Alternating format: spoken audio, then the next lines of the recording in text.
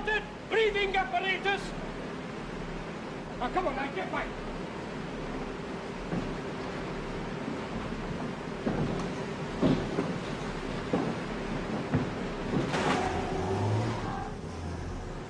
What's going on? Looks like a van, doesn't it? Yeah. From Station Officer Jones at number 14 Coronation Street. Persons reported. 1-2. Over.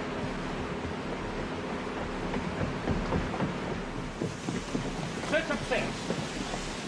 Okay. What was that here? Occupier's wife believed to be inside, sir. 2 men are searching upstairs now. Have you tried them around? We're doing that now, sir. There's a hose reel inside. I've ordered the breathing apparatus. What did he say? Couldn't hear him.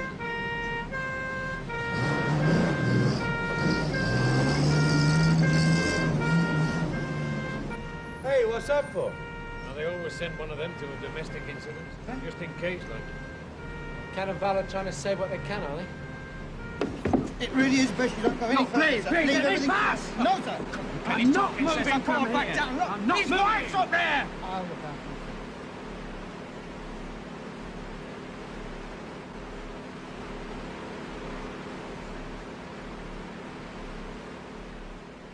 Just ordered the first round of drinks. It was his farewell party, you see, when... Billy, you weren't in there, were you? No, Mum. Is anybody? Val. Oh, Val!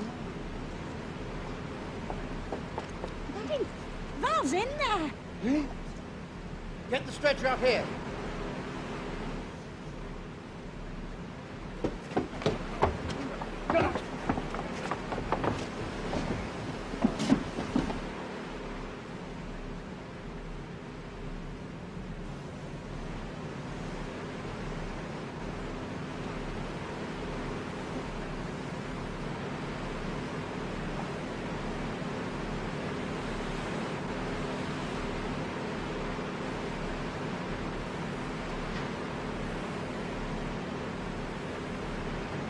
Here, she hasn't got the twins with her, has she?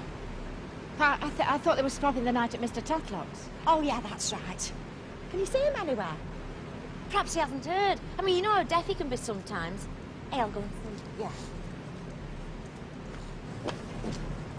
I wouldn't say too much until we know what's what up there.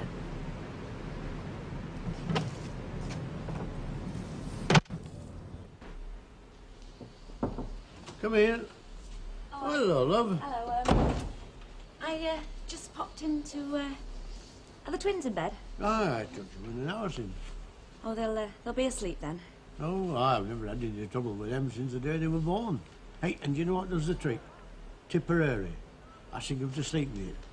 I always have them. But I don't reckon I'll get much sense in future. Hey, what's up on it? That weren't one of them crying, were it?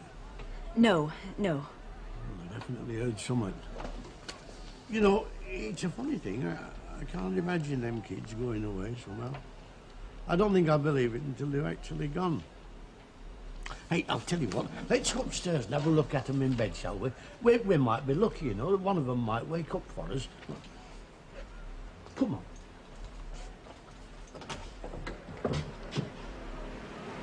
Here's something. It's quite a commotion what's going on out there. There's been a bit of a fire. Bit of a fight. What, somebody's chip pan flared up? I don't know. Where? In the street, in one of the flats. Take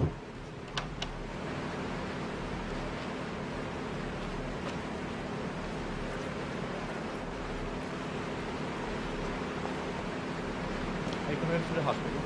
Thank you.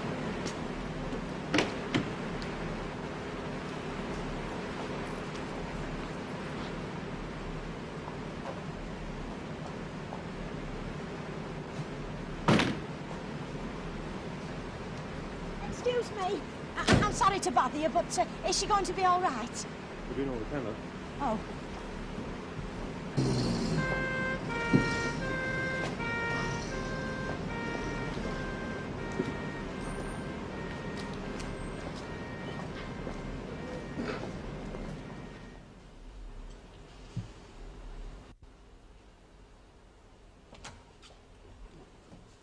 Oh, the kettle's simmering. It'll boil right away. I think a drink of brandy would do more good right now. Where's your coat, Albert? Hung up behind the door. She did look bad. In the ambulance, she'd have Valerie. Yes. Where'd you keep your cap? In my pocket. You'll be all right for staying till we get back. Oh, yeah, of course I will. Right. Are they still asleep? Yeah, I popped in while she was out. Ah. We'll just be at the Rovers if you want us for anything. Mrs. Sharples. I've no idea, love. Kenneth went with her in the ambulance, and that sometimes means we'll just have to wait and see what the infirmary have to say. It's all we can do.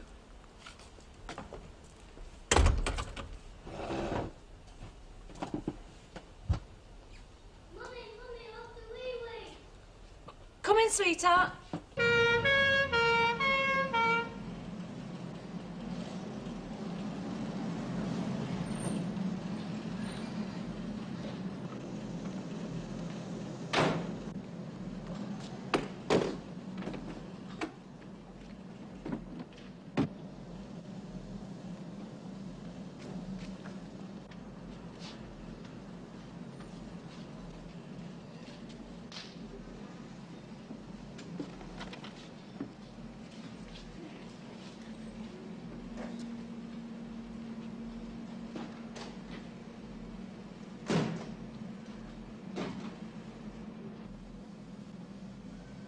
Is there any hope? Get her inside.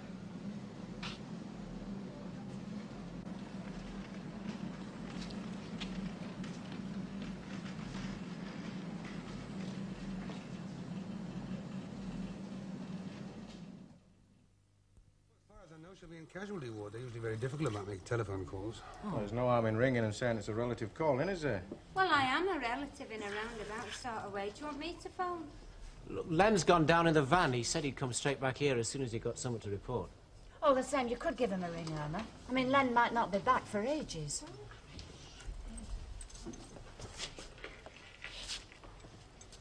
They were very good. They did everything they could. Everybody did.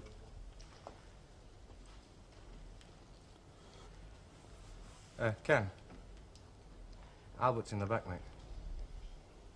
Oh, Uncle Albert, yeah. Come on, he's in the living room. I'll take you through.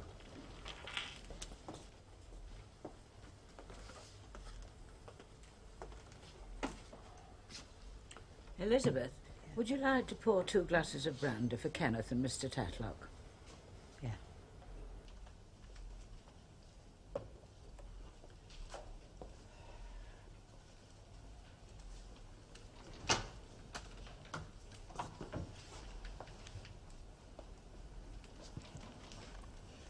Kenneth's back, Albert. I'll see you a bit later on, most likely.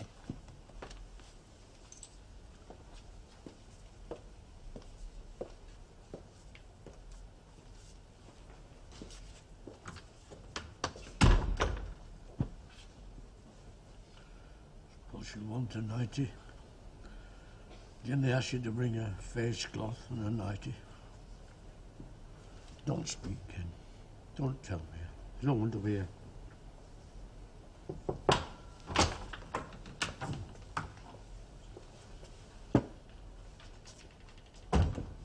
Thank you, Betty.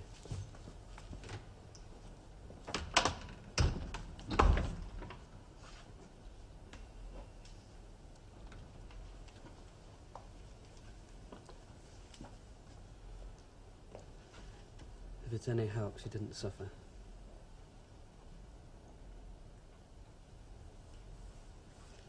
Drink this, Uncle Albert. Apparently, Val wasn't breathing when they brought her out of the flat. His oppo had that oxygen thing on her all the way to the hospital, but she didn't come round at all.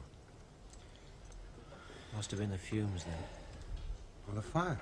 No. Now, what they think happened, they only think, they don't know. You see, when they found Val, she was lying next to an electric fire that had fallen over. They think that is what started the big fire. So it was the fire? No. She was dead before the fire started. She was electrocuted. That's what they reckon. Electrocuted. But how? Well, one of the firemen told Jack that there was a faulty switch, a faulty plug on Val's hairdryer. Oh, no. His theory is, you see, that she had both the hairdryer plug and the electric fire plug in an adapter. It happened when she plugged the adapter into a wall socket. An electric plug? You mean 2 kids have lost their mum just because of an electric plug? It's no consolation, it's no comfort, I know. But the ambulance men turn out about a dozen times a month for incidents involving plugs. You're right, it isn't any comfort. I'm just taking Uncle Albert home. I shall be staying with him tonight.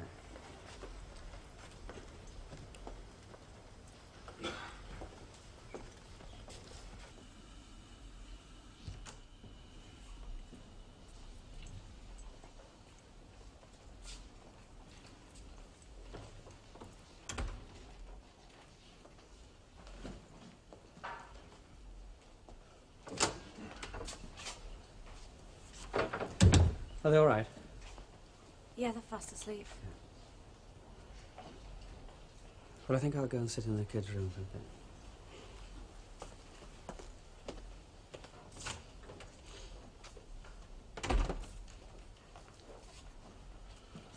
I've had my life. I've had a good run. Why couldn't it take me instead of Valerie?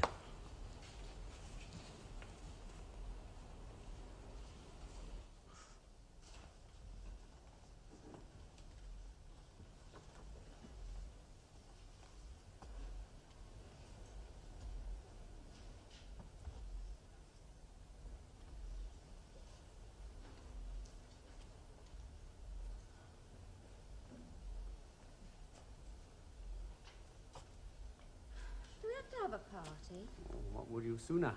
Oh, you know, just spend it here, just the 2 of us, nothing special. Do you mean to say that there's nothing special about the two? Oh, you know what I mean. All right, well, I'll tell you what we do. I know what you mean. We'll nip out early, shall we? There'll be no kids here waking up and coming in. We're going to have it all to ourselves. I'm with you.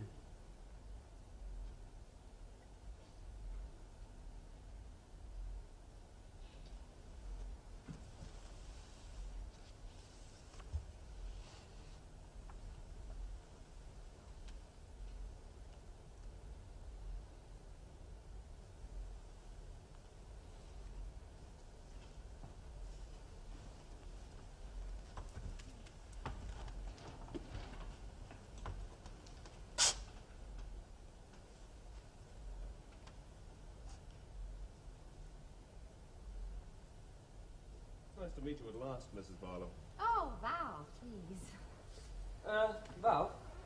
Where's the sherry, love? The sherry? Yes, love, the sherry. I put it under the sink. You put it under the... You must have heard of me.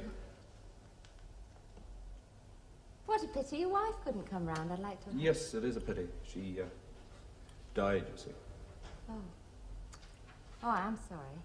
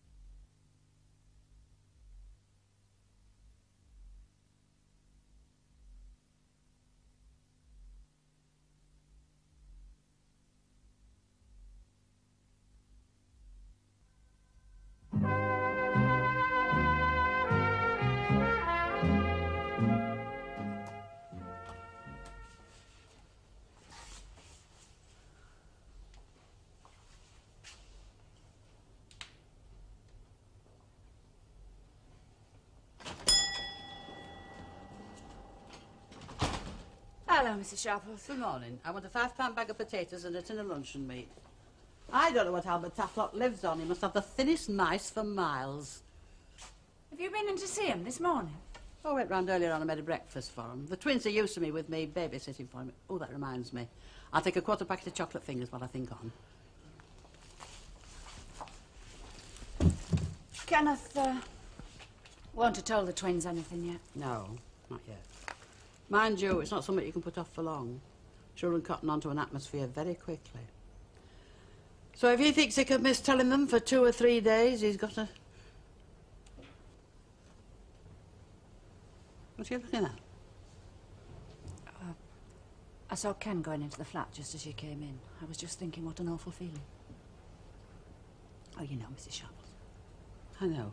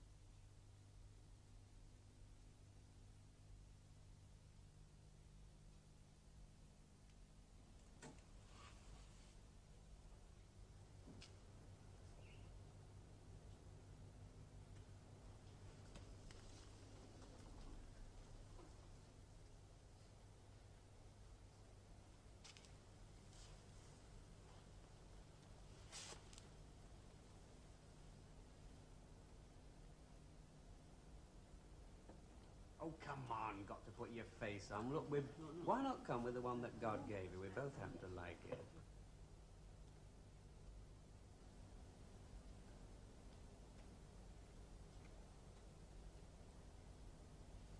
So we've made the decision. We're going. Definite. Now, don't you undermine me. We're going. We're going. My God. We are. We're going.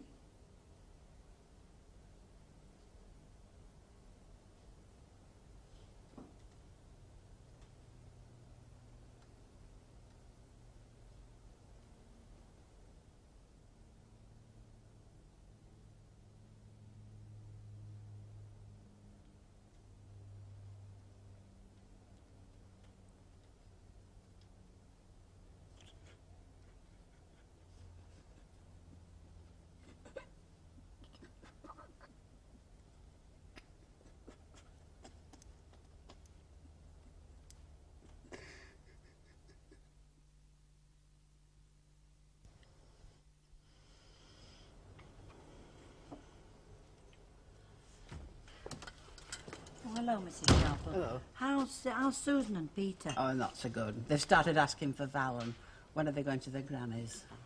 Oh, well, it's only to be expected, I suppose. I mean, fancy waking up when you're only 6 and you find no mammy there. Yeah, poor little mites.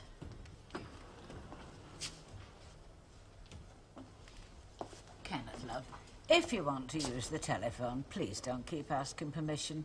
I'd much rather you just helped yourself. Thank you, Miss Walker. Has anyone from the coroner's office been on? Len. Oh. Yeah, the coroner said, can you be down at the coroner's office at 12:30 today? Today? Well, it's only so that you can get things over as fast as possible. You'll only be there for 5 minutes.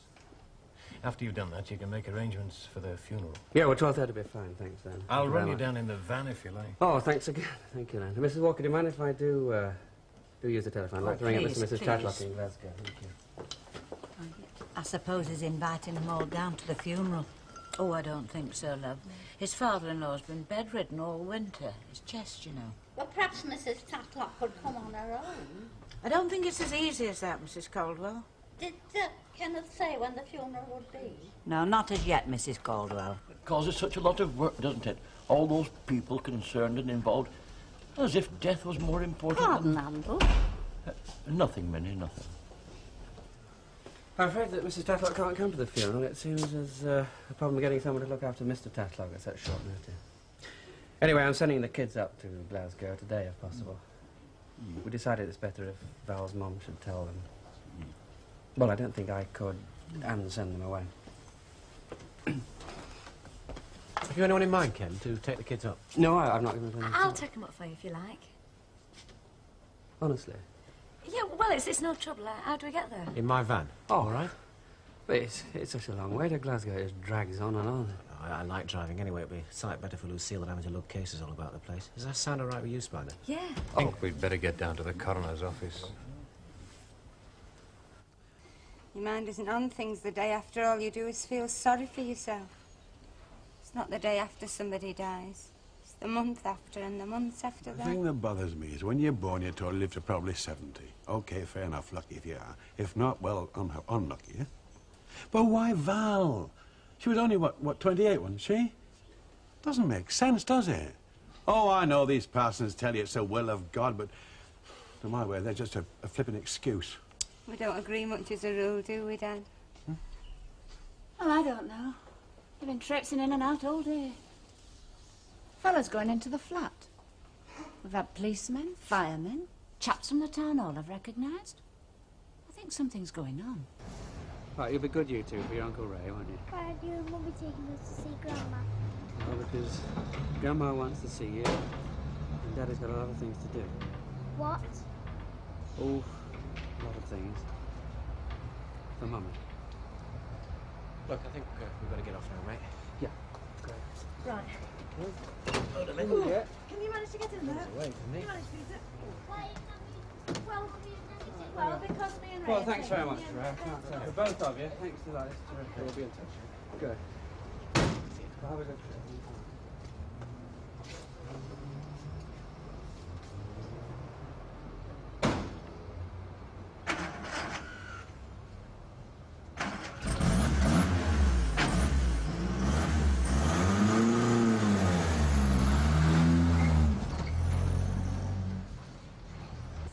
I'm sorry I'm late, Mr. Weaver. I've just been with the tenant of this flat, actually.